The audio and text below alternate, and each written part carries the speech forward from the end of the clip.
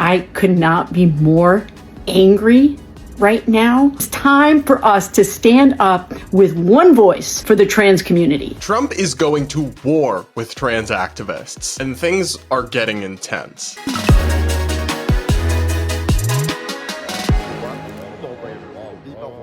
Trump just picked a fight with trans activists over one of the most contentious issues related to transgender rights, which is the medical transitioning of gender-confused minors. Trump's executive order is titled Protecting Children from Chemical and Surgical Mutilation, and while we'll get into all the details, just generally speaking, it seeks to leverage federal insurance programs and federal funding to end the practice nationwide or severely curtail it of medically transitioning minors, which typically includes anything from puberty blockers starting at 10 or 11 to cross-sex hormones and so that they go through the opposite sex's puberty or something like it. And in some cases, in the later teen years, even gender surgeries that involve, for example, double mastectomies, removing healthy breast tissue of females who identify as trans and want to appear more masculine. This is the kind of thing we're talking about. It's incredibly controversial, and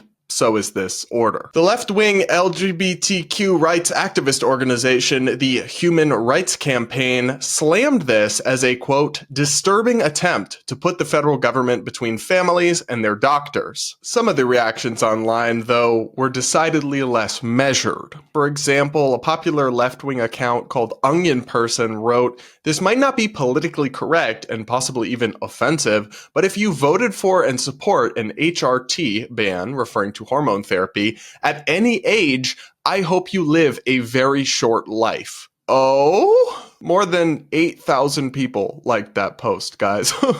And the follow-up tweet read, "This is quite possibly one of the most evil acts taken by Republicans in a long time. We gotta throw them all in prison for life for this." We might be operating under different definitions of evil there. Another prominent transgender activist named Caitlin Burns wrote that this order will kill kids. There's no other way to say it. It's the government forcibly taking control of the bodies of thousands of children. That's an interesting way to frame it. We have all sorts of restrictions on what minors are and aren't allowed to do, like age of consent laws, for example, and nobody views that as the government taking control of children's bodies. As for the claim that it will kill kids, this is completely unsubstantiated and alarmist. It echoes a refrain we've heard from a long time from trans activists that this is life-saving care, but this has always been deeply misleading. There is no, and I repeat,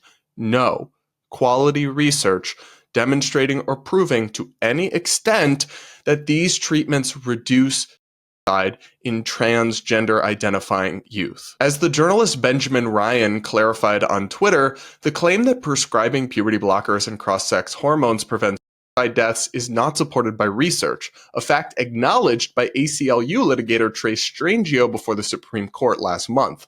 Only one study has ever directly assessed whether cross-sex hormones are tied to a difference in the suicide death rate among gender-distressed youths. The study found no such association. Journalists should not parrot the claim that these treatments save lives or that withholding them will kill children just because these claims have been repeated so many times. It seems like they are evidence-based. They are not. Oh, you mean to tell me that left-wing activists and journalists are parroting claims that aren't true to foment panic over something Donald Trump is doing? No way. Couldn't be. This is obviously not being received well by people on the Democratic side of the aisle who've unfortunately kind of gone all in that their party position is supporting sex changes for minors. Here's a video from Democratic Congresswoman Becca Balint. So I just saw Trump's executive order concerning gender-affirming care for minors. And can I just say what we're talking about is healthcare for kids. Healthcare that their parents want to get them so that they are healthy and safe and alive. And I could not be more angry right now about this executive order and Trump interfering into the lives of my constituents and their families who are just trying to get them the health care that they need and deserve. So it's time for us to stand up with one voice for the trans community. Respectfully, Congresswoman, just because you're angry doesn't mean you are correct. And you are repeating falsehoods and misleading narratives here. Like I mentioned, there's no evidence substantiating that these treatments reduce suicide or anything like that. So when we're talking about saving lives, that is demagogic, not rooted in evidence. And I'm sympathetic to the argument that parents should be left to make decisions about their kids, but we've all always agreed that there is some limit to that. For example, many of these same Democrats, and I agree with them on this, want legislation and have supported legislation to prohibit anti-gay conversion therapy for minors. But you could just as easily say that's the government controlling a minor's body, getting in between the parents and their doctor, or whatever. But obviously, we all agree there are limits. And the only question is whether you think that these treatments, this medical transitioning of minors, is beyond the pale of those reasonable limits. And I do, and so do many other Americans. Part of the reason why we feel that way is because despite what activists have repeated and insisted over and over again, and some U.S. health expert organizations have decided to embrace, even though it's really not true, there is not good evidence supporting these treatments as safe or effective for minors. That has been the conclusion reached by expert reviews across the world, from the United Kingdom to other European countries where many of these protocols originated. You don't have to take my word for it. I will link to the sources, but systemic reviews have repeatedly found inadequate evidence supporting puberty blockers and hormones for gender distress among minors. So many of us, coming from a good place, do not want minors to be able to go through these unproven treatments that can have lifelong ramifications in terms of a lack of fertility or a lack of proper sexual functioning that I don't think minors can truly understand and consent to the lifelong ramifications of some of those things. And given that the treatments are so unsubstantiated by evidence, it's entirely reasonable to want to prohibit them until people are adults and can decide for themselves. And that's the thrust of what Trump's order is trying to do, though the details get a little bit complicated. Overall, I support the goal. I've been on record for a long time saying I want to restrict these treatments to adults, and I support their right. It's their life, it's their body, do with it what you will. But minors, I don't think, can truly understand this stuff. So look, whether it's Trump, whether it's state level lawmakers, I support this goal of restricting this stuff to minors.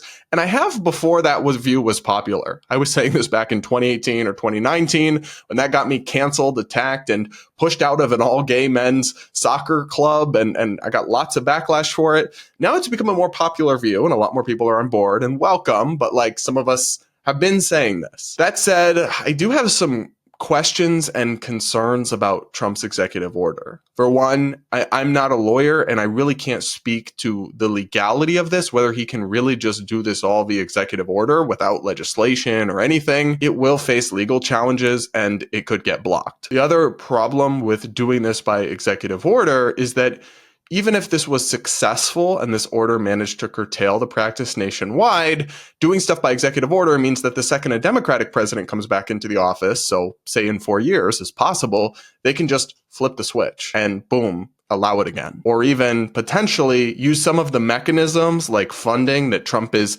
trying to use to force places to prohibit the practice. I fear that if Trump does this, couldn't a Democrat president do the opposite and say, we'll defund hospitals and medical schools in your state if they don't allow this, if they don't offer these treatments? So then the red states that have prohibited it would be put between a rock and a hard place, the same way Trump is trying to do to blue states right now. And I agree with the objective of Trump and not of the blue states, but I do worry about this kind of federal attempt to pressure every state into one position on this issue, because obviously if Republicans can do it, Democrats can do it as well. That said, some of the stuff in this order is just incredibly commonsensical, like finally instructing the federal government to stop listening to and forming policy recommendations based on the advice of WPATH, which is a pseudoscientific health group that supposedly makes the expert recommendations about transgender care, but is actually comprised of activists, not just doctors or scientists, and puts out really insane takes and recommendations. For example, they've recommended no age requirements, no age minimums on many of these treatments, and then even endorsed bizarre things that have literally no evidence in support of them whatsoever, like giving non-binary people gender nullification surgeries where you cut off their private parts and smooth them over like a Ken doll. Seriously. They've endorsed that, and this is a scientific group. Trump is right. The federal government should not be taking its cues from these crazy activists. They've been really exposed by reporting into the group. It is not a scientific institution. It is a pseudoscientific activist organization, so he's right to cut ties with them. And I think some of the other changes that Trump is making, like, for example, cutting off coverage for medically transitioning minors from federal insurance programs, assuming he has the authority to do that unilaterally, which I guess I have to leave that to the lawyers. I don't know enough to say. That makes sense. Federal insurance shouldn't be funding unproven treatments on minors. That said, there are some parts of this order that make me raise an eyebrow, and I'm not sure how well they'll work out or if they fully make sense. One of those being that the order seems to cover minors as defined to up to 19. So 18-year-olds are counted as minors. And I asked about this on Twitter, and some people suggested that this is because Medicaid will count 18-year-olds as minors for insurance purposes, or other kind of health policies by the federal government count 18-year-olds as minors. But while I do understand that if that's true, why that would be relevant here, I feel like we're confusing something important as a society. Are 18-year-olds adults or are they not? We have all sorts of hodgepodge. They can do some things, but not others.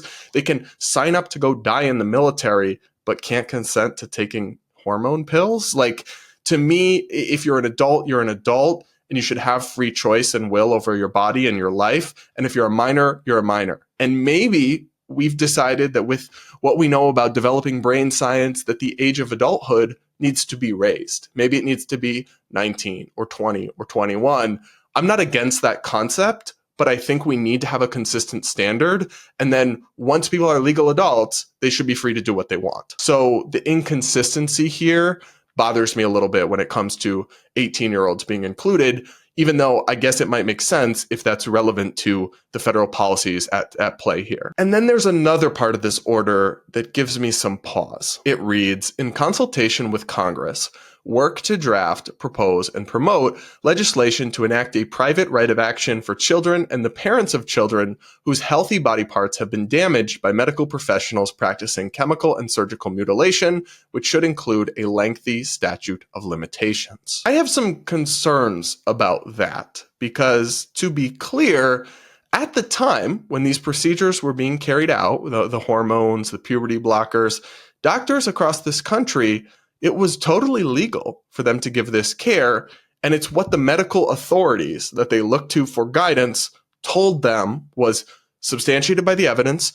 was the proper treatment protocol, and what they're supposed to do to treat these kids. Now, that might have been wrong, but is it really fair to sue and destroy individual doctors who just followed the rules and gave out these treatments that the American Academy of Pediatricians said were the proper protocol? To me, that's not necessarily fair. You can already sue people for malpractice. For example, if they weren't following the guidelines, if they didn't give proper scrutiny before giving this out, if they were somehow negligent in some way, you can already sue them for malpractice. But it seems unfair for people to be able to sue doctors who completely followed the rules and proper protocols at the time. That part of the executive order, though, is more just a recommendation for something Congress should do. It doesn't actually have any real-world impact right now. All in all, I'm not quite sure whether this order will fully withstand legal challenges.